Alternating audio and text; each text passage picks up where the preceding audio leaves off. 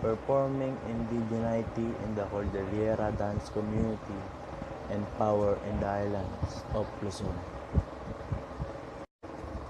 The signature dances of the mountain-dwelling indigenous people of the Cordillera region in the Philippines circulate nationally and internationally as emblematic of Filipino culture, even as the diverse culture of the origin have been increasingly subjected to economic, political, and cultural domination by Tagalog-speaking lowlanders. Through an examination of how dance is situated on its get-home ground and around of the region's largest city, Baguio, this article demonstrates how indigenous dance based on traditional forms serves a range of a master and variety function, while ultimately providing a space of indigenous people to reclaim and rediscover and celebrate their culture.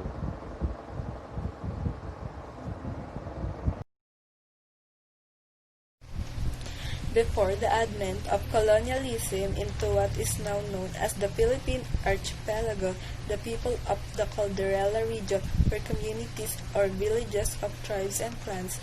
Spanish colonization from 1521 to 1896 succeeded in subjugating most of the people of the islands, which eventually formed the Philippines. However, within the islands effectively colonized by Spanish were communities that remained largely free and unconquered. These communities were the Igorots of northern Luzon, the Aitas of the central Luzon, and the Moras of Mindanao in South Philippines. Throughout the 300 years of Spanish colonization, these communities continued to enjoy independence by being able to practice their own systems and ways of life. From the start, the Spanish colonizers were interested in the gold of the Igorots, who were trading this with the lowlanders. The colonizers conducted several expeditions into the Cordillera, but were effectively repulsed by a strong Igorot resistance. The Americans who took over from the Spanish colonizers were, however, able to effectively colonize the Cordillera region from 1899 to 1945. They opened large-scale mining activities and areas where indigenous people used to practice small-scale mining, such as in the province of Benguet. They established schools and churches in the different parts of the region. They also introduced the commercial production of vegetable that grows best only in temperate zones. They also established the city of Baguio and within it, Camp John Hay as the rest and recreation area of American miners and soldiers. American colonization started the swift process of the integration of the Cordillera indigenous people into the mainstream economic political system put in place by colonizers in the Philippines. We're going to talk about the Cordillera group's costume.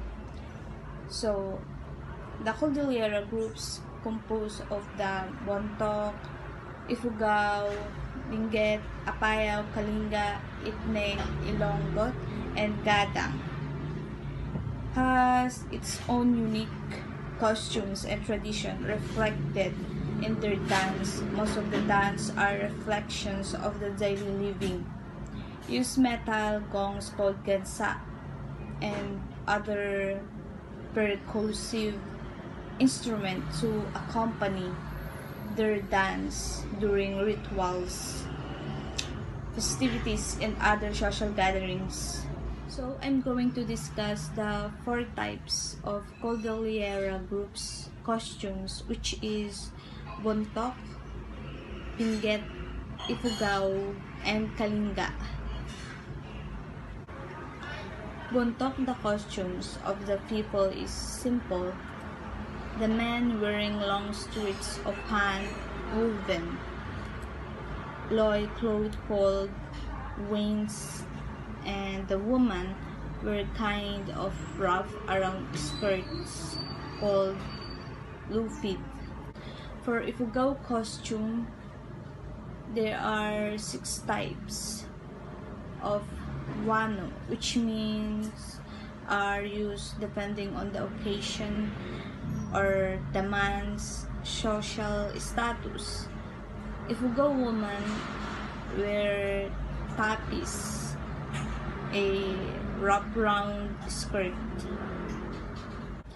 Benguet men, they have the pinangsas padasan, and dunas, the wrap-around skirt worked by woman is called davet or iten, and the matching blouse is called saday. Kalinga, the common costumes for male kalinga, it's a long woven materials about 10 to 15 inch wide and 3 to 5 feet long. Its main purpose it is to cover the man's private parts. For female kalinga, costumes consist of a large rectangular woven clothing about 3 to 5 feet wide and 3 to 4 feet long.